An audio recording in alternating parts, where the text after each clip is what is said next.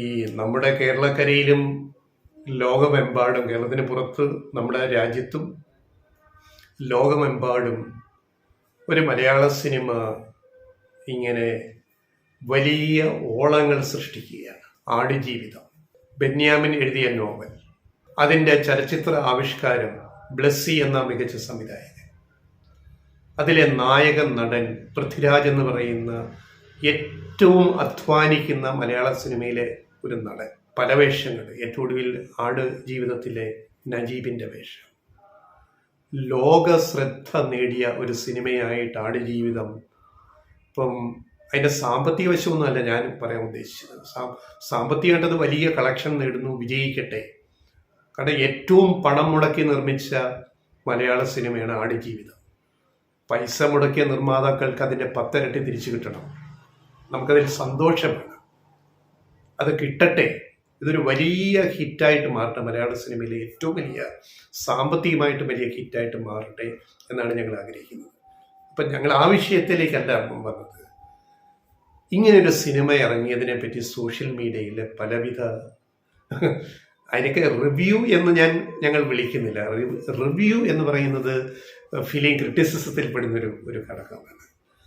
എന്ന് പറഞ്ഞാൽ ഫിലിം ക്രിറ്റിസിസവും വേറെ, ഈ സോഷ്യൽ മീഡിയയിൽ വരുന്ന ഈ റിവ്യൂ എന്ന രൂപത്തിൽ വരുന്ന സിനിമാ കുറിപ്പുകൾ വേറെ. അതിനെ സിനിമ ആസ്വാദനം എന്നാണ് പറയേണ്ടത്. ഇപ്പം സിനിമ ആസ്വാദനത്തിൽ തന്നെ കോഴ്സുകൾ പല ഫിലിം ഇൻസ്റ്റിറ്റ്യൂട്ടിലും ഉണ്ട്. ക്രിട്ടിക്കൽ റിവ്യൂ എന്ന് പറയുമ്പോൾ അത് വളരെ ആഴത്തിൽ, വളരെ ഗഹനമായിട്ട് ഒരു സിനിമയെ, ആ സിനിമയുടെ മർമ്മങ്ങളെല്ലാം അറിയാവുന്ന, എല്ലാ മേഖലയിലും സിനിമയുടെ ഒരു നിർമ്മാണ ഘടകങ്ങളെല്ലാം, അത് മേക്കിങ്ങിൽ, അത് ടെക്നിക്കലാവാം, പിന്നെ സ്ക്രിപ്റ്റ് ആവാം, മറ്റ് ക്രിയേറ്റിവിറ്റി ആവാം, ഇങ്ങനെ പിന്നെ ആ ലൊക്കേഷൻ, സിനിമയുടെ ആ ലൊക്കേഷൻ വെച്ചിട്ടുള്ള വിലയിരുത്തൽ, ഇതെല്ലാം കൂടെ വെച്ചിട്ട് വളരെ സമഗ്രമായിട്ട് ചെയ്യുന്ന ഒരു പ്രക്രിയയാണ് ഫിലിം ക്രിറ്റിസിസം എന്ന് പറയുന്നത്. അപ്പോൾ ഈ സോഷ്യൽ മീഡിയയിൽ വരുന്നത് പലതും ഫിലിം ക്രിറ്റിസിസം അല്ല, അത് ജസ്റ്റ് ഫിലിം അപ്രീസിയേഷൻ, സിനിമ ആസ്വാദനമാണ്. രണ്ടും രണ്ടാണെന്ന് നമ്മുടെ സോഷ്യൽ മീഡിയ സുഹൃത്തുക്കൾ ദയവ് ചെയ്തിട്ട് തിരിച്ചറിയണം. അല്ലെ, അറിയുന്നവരോട്, അറിയാത്തവരുണ്ടെങ്കിൽ, അറിയുന്നവർ പലരും ഉണ്ട്, നമുക്കറിയാം. അപ്പം ഇത് ഫിലിം അപ്രീസിയേഷനാണ്. അത് ഞാനൊരു സിനിമ കാണുന്നു, എനിക്കതിൻ്റെ സാങ്കേതിക പ്രശ്നങ്ങളോ മറ്റു കാര്യങ്ങളൊന്നും അറിയില്ല, അതിലെ കഥാപാത്രത്തിൻ്റെ ആ പെർഫോമൻസ് അല്ലെങ്കിൽ മ്യൂസിക് അത് എനിക്ക് ഇഷ്ടപ്പെട്ടില്ല, മറ്റേത് കൊള്ളാം, ഇത് കൊള്ളില്ല, ഇത് ശരിയായില്ല, ഇത് എമോഷണലി കണക്റ്റ് ആവുന്നില്ല എന്നൊക്കെ പറയുന്ന ആ ഒരു മേഖല, അത് ഫിലിം അപ്രീസിയേഷൻ ഉള്ളി, നോട്ട് ഫിലിം ക്രിറ്റിസിസം. അതേപോലെ ഫിലിം ക്രിറ്റിസിസം വളരെ ഗഹനമായ ഒരു സബ്ജക്റ്റാണ്. അപ്പോൾ ഫിലിം അപ്രീസിയേഷൻ കോഴ്സ് വരെ ഇന്നുണ്ട്, പോയിട്ട് പഠിക്കാം.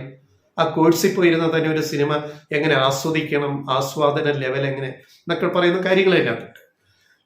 ഇവിടെ ഞങ്ങൾ പറയാൻ വരുന്നത്, നമ്മുടെ മാധ്യമങ്ങൾ, കേരളത്തിലെ മാധ്യമങ്ങൾ ഇത്രയും വിവരദോഷികളായ ചിലർ, എല്ലാവരുമല്ല, വന്നിരുന്ന് ചോദിക്കുന്ന ചോദ്യങ്ങൾ കാണുമ്പോൾ ഈ സിനിമ എടുക്കാൻ കാരണക്കാരനായ ആ മനുഷ്യനെ, പ്രവാസി ജീവിതത്തിൽ ഇത്രയും കഷ്ടപ്പെട്ട് ജീവിച്ച, ആടുകൾക്കൊപ്പം ജീവിച്ച ആ നജീബിനെ ടെലിവിഷൻ സ്റ്റുഡിയോയിൽ കൊണ്ട് ഇരുത്തിയിട്ട് ന്യൂസ് അവർ ചർച്ചയിൽ, ഇപ്പോൾ ഏത് ചർച്ചയാവട്ടെ, കൊണ്ടിരുത്തിയിട്ട് ചോദിക്കുന്ന ചോദ്യത്തിന് ഒരു ഔചിത്യം വേണ്ടേ, മിനിമം ഔചിത്യം. ഈ അവതാരകൻ, ഈ ന്യൂസ് അവതരിപ്പിക്കുന്ന ഈ അവതാരകൻ, ഞാൻ ചാനലിൻ്റെ പേരൊന്നും ഇവിടെ പറയാൻ ഉദ്ദേശിക്കുന്നത്, കാരണം എല്ലാം കണക്കാണ്. ഒരു ചാനലിൻ്റെ പേര് പറഞ്ഞിട്ട് കാര്യമില്ല, കാരണം മറ്റേടത്തും അത് തന്നെ, ഇതേ നാടകമാണ് അവിടെയും നടക്കുന്നത്. നമുക്കറിയാം, ഇത്ര ജടിലമായ ഒരു കോമൺ സെൻസും സാമാന്യ ബുദ്ധിയുമില്ലാത്ത ചോദ്യങ്ങൾ ഈ ഒരു മനുഷ്യനെ കൊണ്ട് അവിടെ ഇരുത്തിയിട്ട് നജീബിന്, ഞങ്ങൾക്ക് നജീബിനുള്ള ഒരു അഭ്യർത്ഥന, ദയവ് ചെയ്ത് നിങ്ങൾ ഇത്തരം ചർച്ചയ്ക്കോ ഇൻ്റർവ്യൂവിനോ ദയവ് ചെയ്ത് പോകരുത്. കാരണം അവിടെ ഇരിക്കുന്നവർക്ക് നിങ്ങളെ എങ്ങനെ നിങ്ങളോട് ചോദിക്കണമെന്നോ നിങ്ങളെ കൊണ്ട് എന്ത് പറയിപ്പിക്കണമെന്നോ അവർക്കറിയില്ല.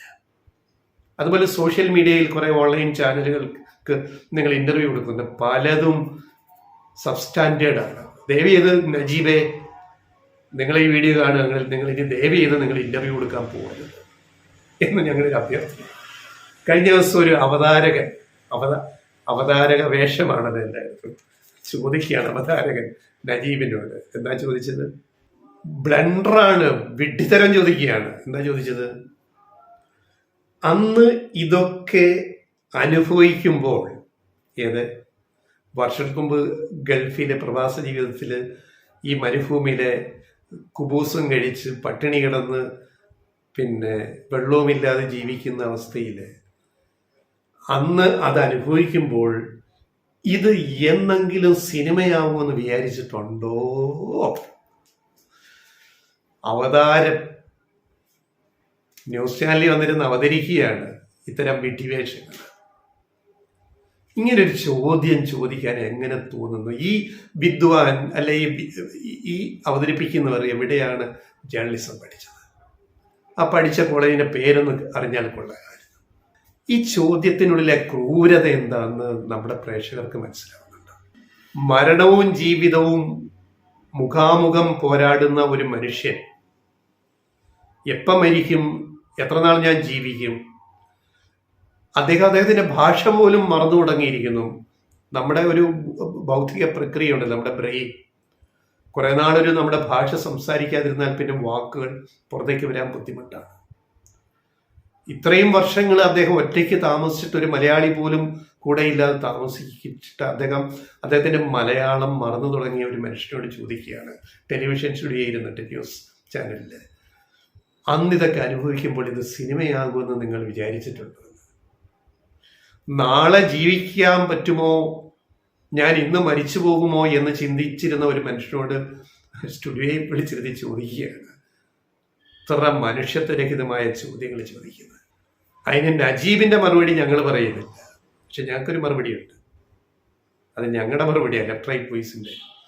നജീബിനെ കൂട്ടി ചെയ്യാത്ത മറുപടിയാണ് ഈ അവതാരകർക്ക് കൊടുക്കേണ്ട മറുപടിയാണ്. പിന്നെ ഞാനപ്പോൾ ചിന്തിച്ചിരുന്നു, പിന്നെ ഇത് നാളെ സിനിമയാകും, ഇത് നാളെ നോവലാകുമെന്നും, പിന്നെ ബെന്യാമിൻ ഇത് നോവലായിട്ട് എഴുതുമെന്നും, എൻ്റെ കഥ, എൻ്റെ ജീവിതം, പിന്നെ അത് ബ്ലസ്സി സിനിമ എടുക്കുമെന്നൊക്കെ ഞാൻ വിചാരിച്ചിരുന്നു എന്ന് മറുപടി വരുന്ന ഒരു നജീബിനെ സാങ്കല്പിക ലോകത്ത് കാണുക.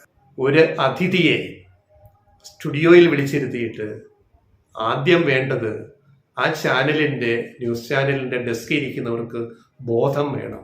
ആ മനുഷ്യനോട് അല്ലെ ആ വരുന്ന ആണോ പെണ്ണോ ആവട്ടെ ചോദിക്കേണ്ടുന്ന ചോദ്യങ്ങൾ ഏതൊക്കെയാണെന്ന് ഒരു സ്ക്രിപ്റ്റ് ഉണ്ടാവണം. ഇത്തരം വിഡ്ഢിത്തരങ്ങൾ ചോദിച്ചിട്ടല്ല ഇന്ന് ലോകം മുഴുവൻ ശ്രദ്ധിക്കുന്ന ഒരു മനുഷ്യനെ സ്റ്റുഡിയോ വിളിച്ചിരുത്തിട്ട് പെരുമാറേണ്ട ഇങ്ങനെയല്ല. ഇത് ആധാമ ജേർണലിസമാണ്, ആധാമ ജേർണലിസം, മാധ്യമ പ്രവർത്തനമാണ്. ദയവ് ഇത് നിർത്തണം നിങ്ങൾ. ഇനി ഇത് ചെയ്യരുത്, ഒരാളോട് ചെയ്യരുത്. നജീബിനോട് ചെയ്തത് പോലെ ചെയ്യരുത്. നജീബ് ഇപ്പോൾ ആരാണ്? പൃഥ്വിരാജിലൂടെ സിനിമയിൽ ജനങ്ങൾ കാണുന്നത് ആരെയാണ്? പൃഥ്വിരാജിനെ അല്ല, നജീബിനെയാണ്. ആ മനുഷ്യൻ ജീവിത സഹനങ്ങളിലൂടെ അദ്ദേഹം ഇന്നൊരു ലോക ഹീറോ ആയിട്ട് മാറ്റപ്പെട്ടിരിക്കുന്നു. അദ്ദേഹത്തെ പറ്റി നോവൽ ഉണ്ടായതുകൊണ്ടും അദ്ദേഹത്തെ പറ്റി ഇപ്പൊ ഈ സിനിമ വന്നതുകൊണ്ട്. എന്നിട്ട് ആ മനുഷ്യനെ, ആ വ്യക്തിയെ ഒരു ഗസ്റ്റായിട്ട് ഒരു സ്റ്റുഡിയോയെ വിളിച്ചിരുത്തിയിട്ട് നല്ല 4 ചോദ്യങ്ങൾ ചോദിക്കാൻ അറിയാത്ത എന്ത് മാധ്യമ പ്രവർത്തനമാണ് ഇതെന്ത് മാധ്യമ പ്രവർത്തനമാണിത്? ഈ പരിപാടി നിർത്തണം. ഒരു ഓഫീസിലെ മാധ്യമ സ്ഥാപനത്തിലെ ചാനലാവട്ടെ പത്രമാവട്ടെ, ആദ്യം ചോദ്യങ്ങൾ ചോദിക്കാനെങ്കിലും ഒരു കോഴ്സ് അവിടെ നടത്തണം ഈ വരുന്ന ഗസ്റ്റുകളോട്. അതിന് ഹോംവർക്ക് ചെയ്യാൻ പറയണം അവിടെ ഇരിക്കുന്ന അവതാരകനോ അവതാരികയോ അല്ലെ ഇന്റർവ്യൂ ചെയ്യുന്ന പത്രത്തിലെ ആളോ ഓൺലൈനിലെ ആളോ ആരായാലും. ഇത് ഏത് പോലീസുകാരും ഇങ്ങനെ ചെയ്യാവുന്ന പണിയാണെന്ന് പറഞ്ഞ് വിചാരിക്കുന്ന ഈ ഒരു വിവരക്കേടുണ്ടല്ലോ, ആ വിവരക്കേട് അവസാനിപ്പിക്കണം. അതുകൊണ്ടാണ് ഇത് ഇത്രയും പറയേണ്ടി വരുന്നത്.